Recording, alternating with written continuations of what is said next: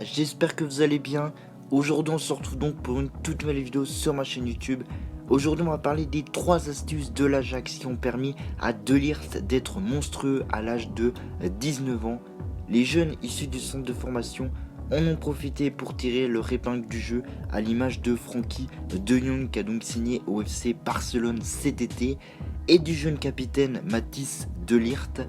Du haut de ses 19 ans, le défenseur qui est donc pisté par le Paris Saint-Germain, le FC Barcelone, et qui serait proche de s'engager avec la Juventus de Turin, comme le font savoir le Télégraphe et Sky Italia. La question que l'on se pose, c'est comment l'Ajax a fait de son stopper l'un des joueurs les plus convoités de la planète générique.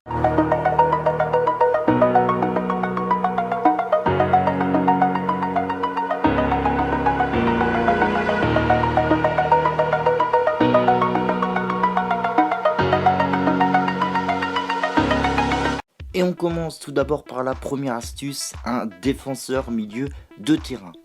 Tout débute lorsque le regretté Johan Cruyff fait appel en 2010 au formateur Wim Jonk et Ruben Ronkind pour redresser le club et son centre de formation. Le plan Cruyff vient de naître. En grande difficulté, le club néerlandais va alors s'appuyer sur ces deux hommes pour se relever année après année. Dans un entretien accordé en avril dernier à Eurosport, Ruben Ronkind s'est exprimé sur les idées qu'ils ont mis en place pour révolutionner l'Ajax et le football. Un homme symbolise parfaitement la réussite de ses méthodes, Matthijs de Ligt. Poste qu'évolue de Ligt, pourtant cette position il ne l'a pas occupée tout au long de sa formation pour une raison toute particulière. Voilà ce qu'il a déclaré. Matthijs de Ligt a été formé comme défenseur central. Quand il avait 14 ans, on a décidé de le mettre au milieu de terrain.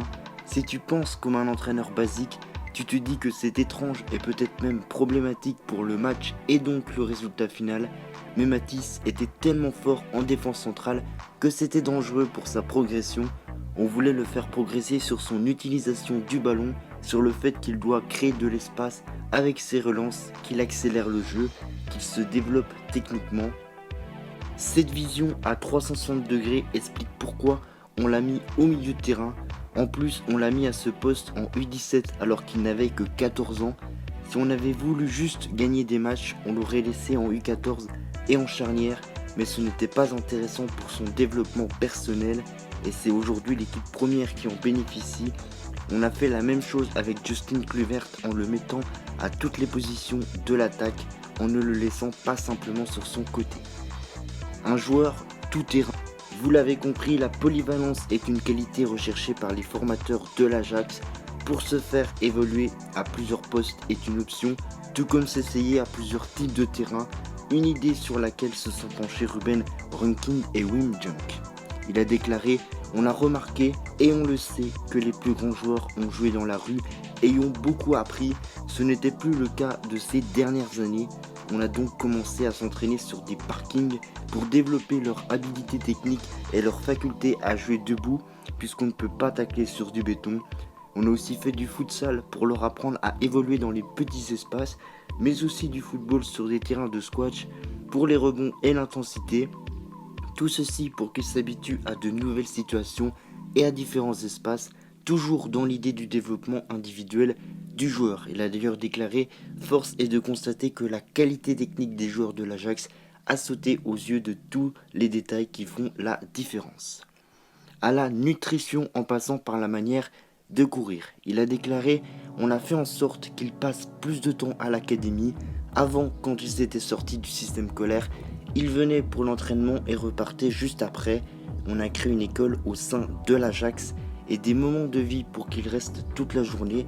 Cela nous a permis de travailler plus spécifiquement avec les joueurs et notamment tout le côté athlétique puisque cela faisait partie de mes spécialités. Comment courir, comment bien exécuter les mouvements, travailler sur la résistance et la vitesse, la position du corps selon les circonstances. On a aussi renforcé les contrôles sur le sommeil et la nutrition. Tous les clubs disent qu'ils ont des programmes communs, mais il faut travailler de manière individuelle car ils sont tous différents et leur environnement est très variable. On est allé au domicile des joueurs, on a parlé aux parents, on a constaté leur vie de tous les jours il faut explorer les moindres détails. Ce sont des attitudes que l'on voit plutôt sur des sports individuels normalement. Et pour finir, quelques années plus tard, le travail porte ses fruits et les jeunes pépites du centre de formation tapent dans l'œil des plus grandes formations et permettent à l'Ajax de briller à nouveau sur la scène européenne. Le plan Cruyff est une grande réussite et c'est le football qui en ressort grandi tout au long de l'exercice 2018-2019.